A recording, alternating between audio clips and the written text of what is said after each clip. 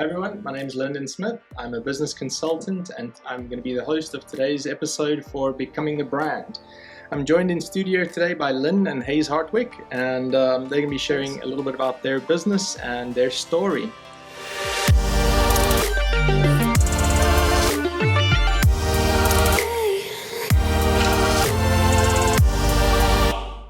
Haze and Lynne, I wonder if you can maybe just get us straight into it and just tell us a little bit more about yourselves, your business, and your background. Sure. You want to go first, Bob? No, I think you should go first, Haze. Nice try. Well, I'm a third generation realty. I have two licenses, one for rental, one for sales. Third generation being my grandma, mom, and myself. We generally work most of the Lower Mainland, but generally with New West, Burnaby, Coquitlam, and Vancouver, of course, because you have to work Vancouver. So yeah, it's basically us in a nutshell. We work as a team. So one of the benefits, you get two realtors for one, so that's always a good thing. One of us is always around. Been at it for, I guess, 13, 14, something around that years, and spent about 10 years working as a croupier in the casinos before then. So that's me. Excellent. Well, I've been in the business a little bit longer, Lyndon, 33 to be exact, probably a lot longer than a lot of your viewers or listeners. But it's strange how things, they're the same, but they're different. Interest rates were high. They're high, now they're low. Everybody said we'd never see low interest rates before, but guess what we did? We used to, years and years ago, early into my career, it was when people were actually, it was a busy enough market, you literally were writing up contracts on the hood of your car. Just craziness. So it's like history sort of repeats itself. Yeah. My mom, Haze's grandmom, was in the business. She was only in for about 6 years or so. Kudos to her. She got her license when she was 60. So she was the first generation realtor in your family? She was the first. Yeah. But she always dabbled, like when I was a kid, she bought and sold real estate. She's the one that made me really, really, real estate's where it's at. It's that simple. That's so powerful. So there's three generations of knowledge and that wealth of knowledge that's being passed down.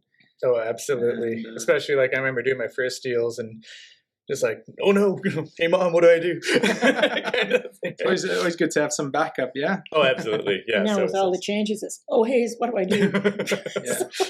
Yeah, the technology has been a little trickier for you to get that hang of. It's a little trickier. You're getting there now, so. I'm getting to be a very, very good assistant to him now. Proper training. Good. And tell me a little bit more about yourselves. What do you guys do for fun or outside of the business? Estate. Yeah. Sell real estate? Well, no, I like it to ski and snowboard and surf, like, West Coast life, right? So do that. Definitely like to partake in the bourbon, and that used to work in the pubs and stuff for quite some time as well. So I do enjoy doing like more than just pulling beers, like doing a little bit of mixology, infusing things, getting weird with it. But mixology, is that where you do some fancy? Flair. Mixology is more like messing with things, smoking drinks, infusing stuff. Oh wow! Just doing like strange things. Smoking as in adding smoke to it, not lighting it up. Just got to clarify there. But yeah, doing that sort of thing.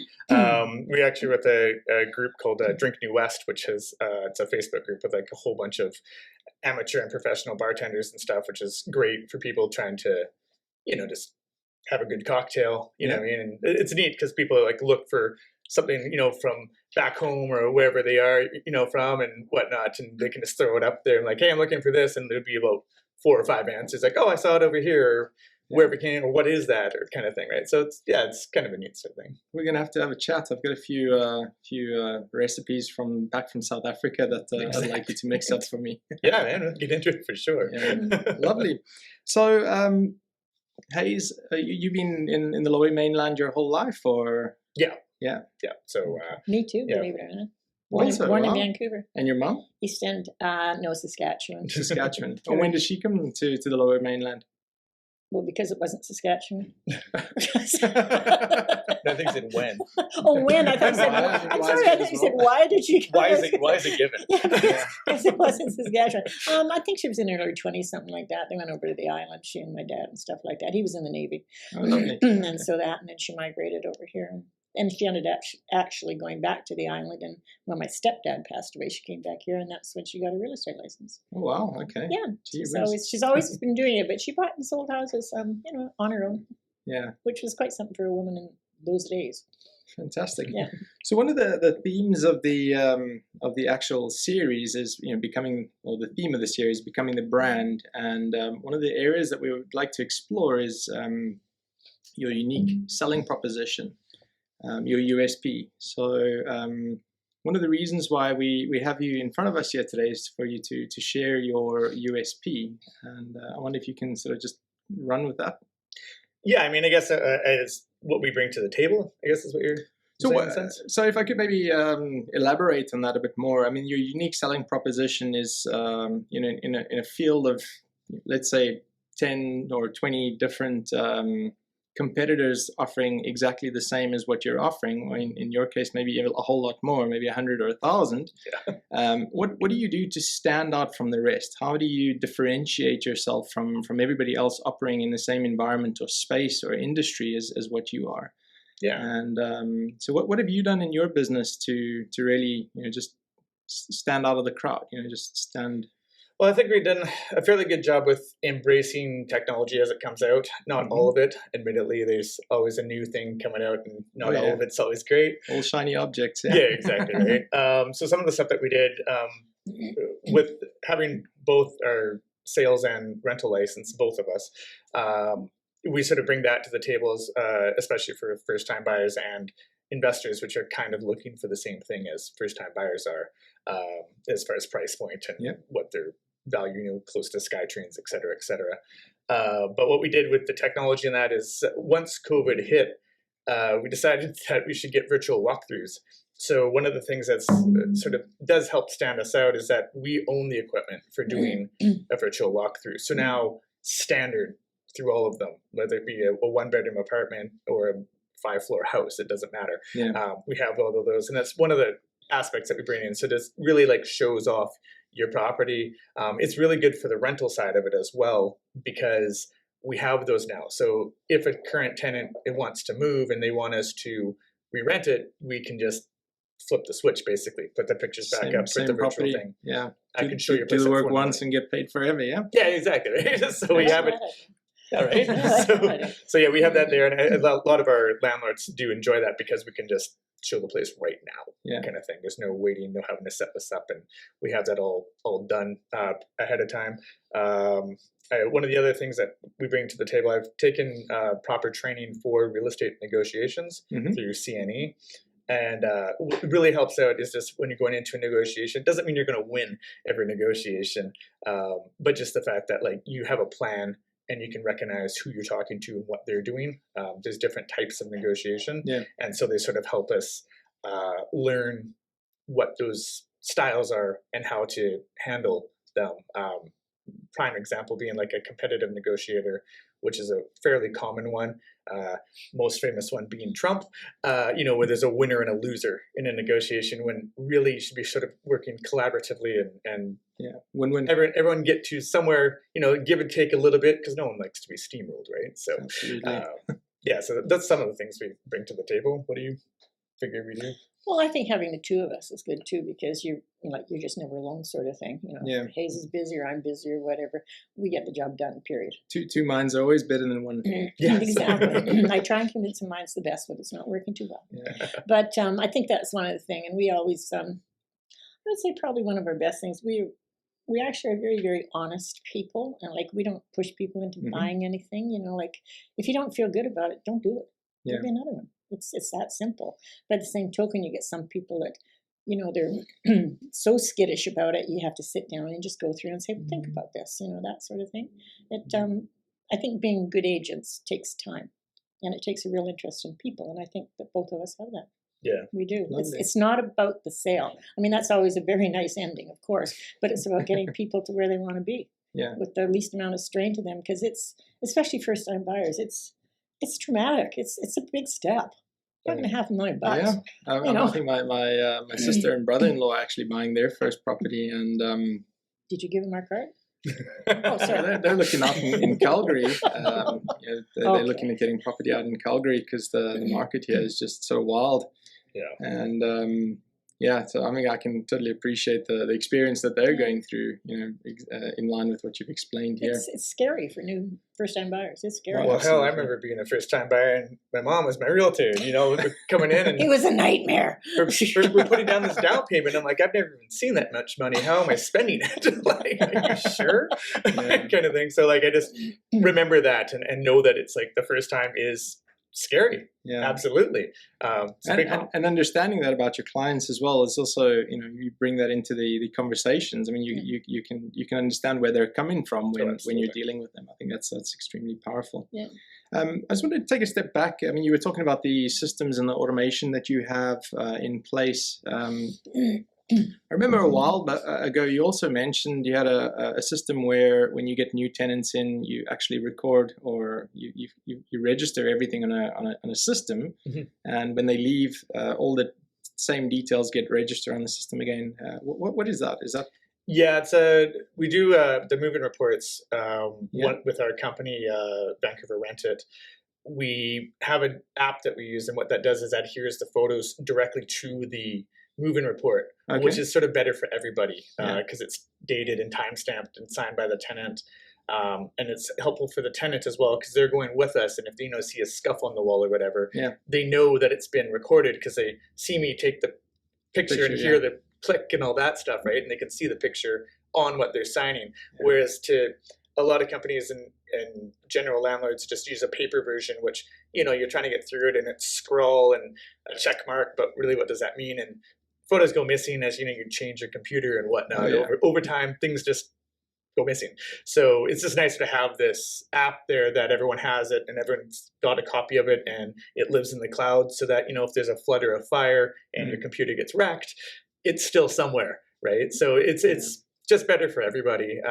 And I think that it brings more transparency and clarity to both so protects everyone, protects the landlord, protects the tenant, and just make sure that everybody's getting a fair deal, right?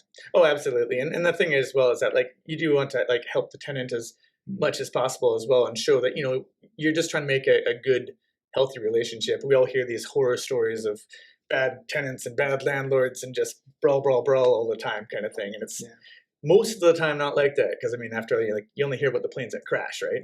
So if you start off on the right foot and trying to make sure that everyone's protected and on the same page, it's just better for everybody. Tenants want to stay longer. It's just a smoother thing. Makes my job easier.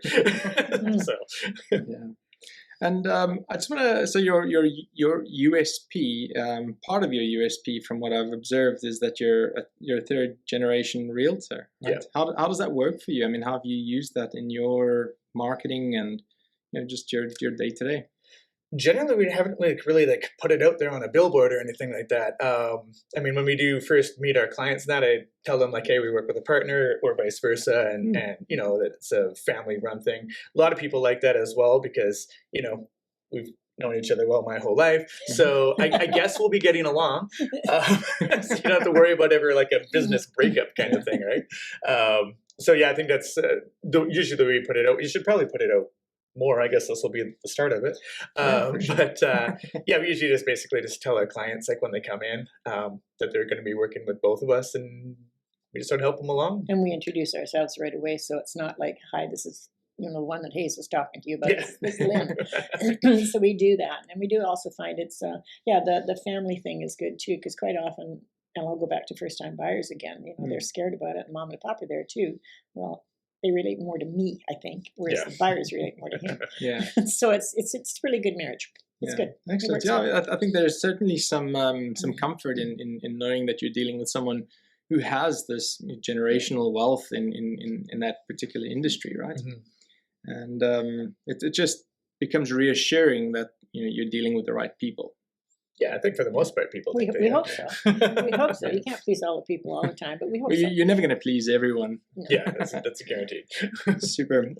So great USP, and for the viewers as well, I'd like to share. A great USP for people that are in business is it makes it easy for other people to refer you, right? So now that I know part of your USP is that you're a third generation realtor, I can tell other people that I encounter or that may be looking for property, you have a chat to Haze and Lynne. They're third generation in the real estate industry, and they really know their stuff, and they'll definitely be able to guide you in the right direction.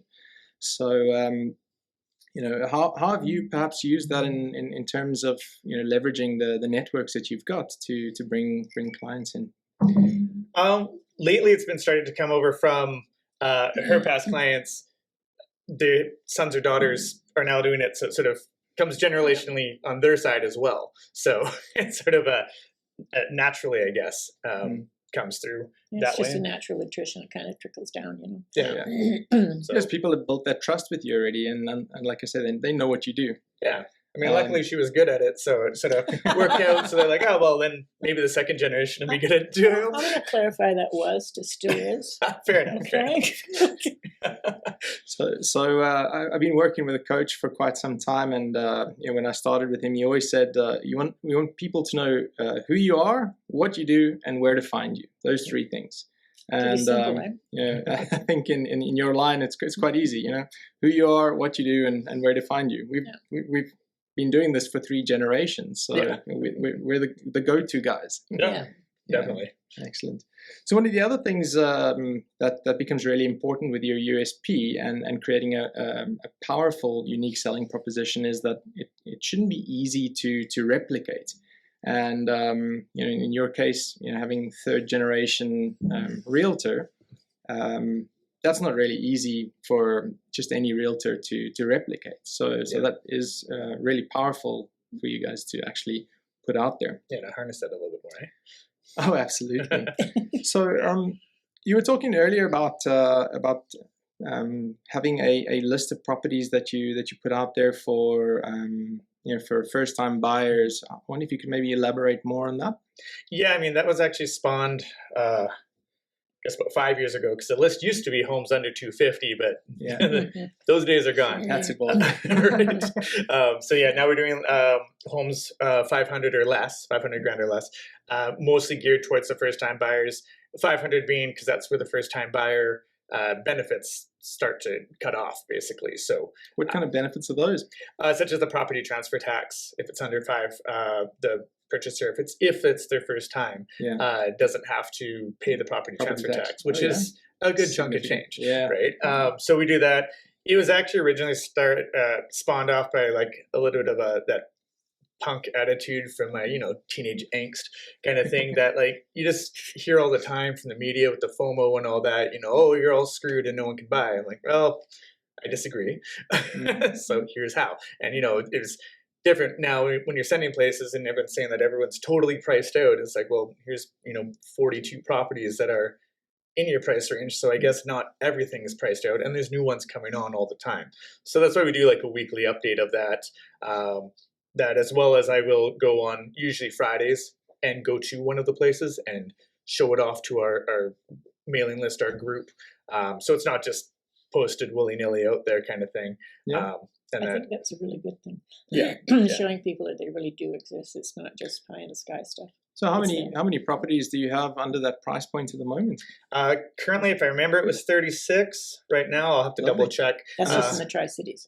Yeah, the list actually just went out this morning, so I have to go double check it. So roughly about 35, 36. Somewhere in there. And that's in like New West Burnaby, Coquitlam kind of thing. Now, if you start going into like Surrey, for instance, there's way more just because once you cross over that river, then the prices drop a little bit, not astronomically, but there's just a little bit more. So, I mean, there is stuff out there as long as people are wanting to go take a look at it. And it's not all trashed. Some people think that, if it's under this, then it's all garbage. It's like, no, people still take care of their home. So people still take pride in their homes. Yeah. Oh, absolutely. And I mean, it's a good starting point. You start off with your starter one and then build up the equity and then move either to a larger one or a townhome or save up to go to a home. Like you got to hop up now. You can't just buy a house. Straight into it. It's quite like when you're learning to drive, you drive that beat up Honda that you have to pull the e-brake up one click to get the running lights sort of thing. It's not the BMW. Gotta walk before you can run. Exactly, right? Yeah. So you gotta start. So how do our viewers get their hands on that list or get access to your list? They could either email us through our website, which is hazerealty.com with a Z, or find us on Facebook, which is just at facebook.com/hazerealty. And just get a hold of us, and we can get that list out to you. And that comes out every week? Yeah, every week, standard every Tuesday. We do it on Tuesday simply because if there's any listings that happen over the weekend, they get input usually on Monday, so that makes we don't miss anything. And do you have any lists that go out for rentals or anything like that? Not really. We just have what's on our website, which is again on hazerealty.com, or on our Vancouver website team, which is Vancouver Rent It, like RENTIT, not rented, .com. Yeah. And they can usually see what we have available there as well. And that with Vancouver Rent It, there's a team of 6 now. Mm-hmm. So it's not just my own rentals, it's our whole team. So if there's something that's in West Van or something, go take a look because you can find it there. Lovely. Yeah. And I wonder if you could tell me the marketing strategies. I mean, you've got a pretty clear USP, and you've been in this space for quite some time. What kind of strategies are you currently using in your business? Typically, a successful business runs, I'd say, roughly around 10 strategies concurrently. Mm-hmm. I mean, if I could maybe just lead you on that, maybe some networking, online strategies. What are you participating in at the moment? Well, I guess we'll start off with the networking. Yeah. So I am part of a BNI group, Business Networking International. Yeah. So we meet every Thursday morning at 7 in the morning, which sometimes is a little bit of a struggle, admittedly. But I mean, for the networking that it brings in, for having to get up a little bit earlier, it seems pretty worth it. Yeah. The other benefit of that as well is that you deal with other professionals. It's just nice to be able to, call a lawyer or a handyman or whatever it may be and just ask the question as opposed to have to wait for the email and bottom of the list type of thing. Yeah. I guess we do a lot of referrals, especially through Lynne's previous network, and once we have somebody as a client, then they're generally stuck with us for the rest of their life. So, sorry. I do network at the golf course often. Yes, I do that. You play some golf as well? Yeah, of course. Well, it's the best networking there is. Yeah. My golfing usually involves a windmill. Talking duck or something like that. What else are we using? We do a lot of online generation. Yeah. We recently are coming back to it. We just sort of took a pause for it just to kind of rejig a couple things. That's another way that a lot of the people find our lists of homes under 500, just by contacting us through there, and we handle that way. They join in that, and we keep them in our CRM, so that we can keep in touch and make sure that we're not driving them crazy by mailing them every day or something like this. They get involved in that sort of thing. And then also just the general, just being around kind of thing. It's a lot of networking, which is actually kind of fun because, you go for beverages or go to the various, food and drink festivals and stuff like that and talk to people, especially coming from your other industries. So it's kind of nice to run into guys that I used to work with in a pub who now own the pub, or that type of thing. So it's you have a long thing. So those, I'd suggest those are probably our 3 main ones. And then of course you work on your sphere of influence as well. So generally just don't be a jackass, and people will like you generally. So that's the main way. Is that visiting other if you're in other cities, just drop into some of the real estate offices, just say hi, we're in town on holiday, little promo there, and if you ever have anybody in our areas, this is who we are and what we do. Yeah. What do the promos look like? No, just promoting ourselves. Oh yeah. But it's good for we give them a draw for a new car. But it's good for widening your network though, too, because we have a lot of people, for instance, that move from Vancouver to Toronto or Toronto to Vancouver. So it's good to know them. So they're like, oh, you're moving out of the city. They will contact us and say, hey, our client is moving to Vancouver. They need you to show them around. Okay, no problem. Or the island and stuff like that. We have a lot of people here that want to go to the island. So we have a number of places and agents in the island that we just network with. Again, networking, but within the industry. Do you have some affiliate programs in place for anyone referring clients to you, or? Oh yeah, I mean, generally we share the love, and that it's sort of a industry thing that everyone sort of shares. And if there's a commission, then share on that commission, of course. So yeah, it's a reasonable. It's also a good way to like make sure that the people you're working with are you've selected, not just randomly opening up a phone book, because anybody can do that, right? So if we're going to refer somebody to someone else, you want to trust them, know them, have faith in what they're doing, as opposed to just willy-nilly going nuts with that. It's sort of like just with networking in general. I mean, I don't know if you've attended many normal networking things, which is kind of what drew me to BNI, that any of these other networking situations, there's like 18 realtors just handing out cards, making it rain kind of thing. You can tile your bathroom with them or whatever. Whereas with BNI, there's just one. So it's like, you're the only guy. So. Lovely. And I mean, you've got a social media platform. How often do you engage, or what are your strategies in engaging with your prospects there?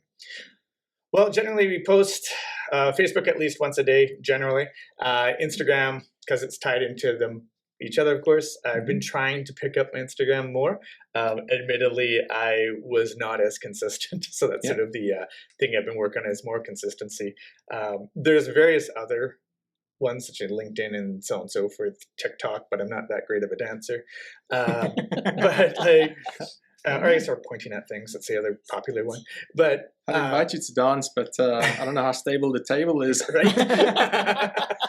But yeah, I mean, I generally just decided to just go with two and be like fairly proficient at them, as opposed to trying to be like semi-proficient at a bunch.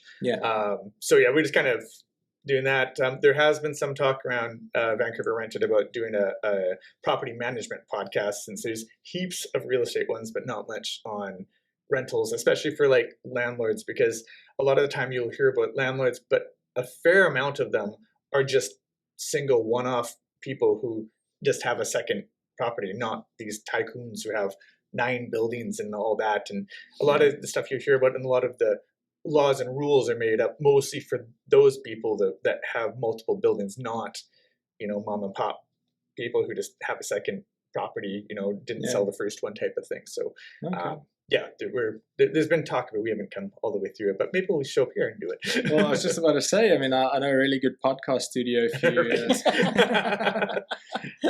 you...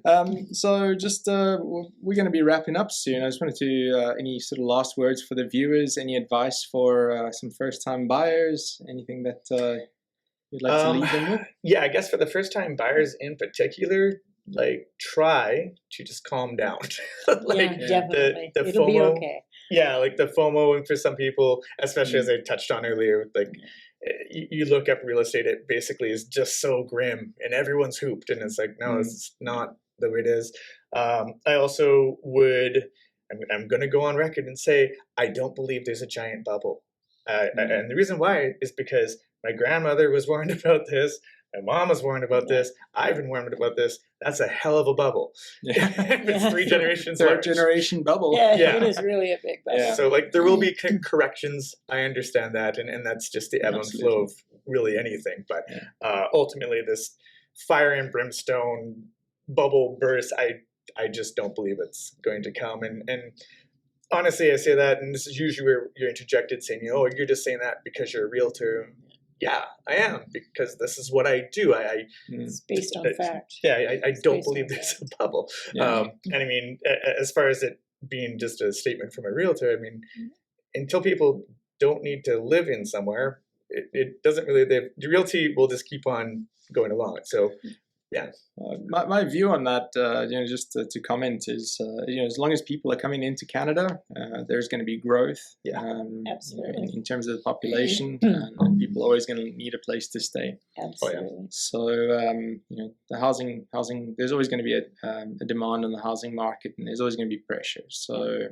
Especially here on the coast. I was going to say, Vancouver's not a bad We're just coming in, looking at all these like snow-capped mountains with the sun on it. I'm like, this is an alright place to live. I'd move here. I tell you, living for the summers is really. I've been told that everybody that stays here live for the summers, and as we're approaching summer, it'll be my first summer in Vancouver. I can absolutely see why. The weather is amazing. The days are so long. It's really beautiful. Oh, absolutely. It's a pretty nice place. It's beautiful. Pretty nice place. Haze and Lynne, I just want to say thank you very much for joining us in studio today. Thanks for making the time. I see we're up, and I just want to say thanks to the sponsors and the producers, Kaifko Creative and the Fountainhead Network, for making it possible for us to use the studio to chat today. And thank you for me as well. Yeah, thanks for having us. Yeah.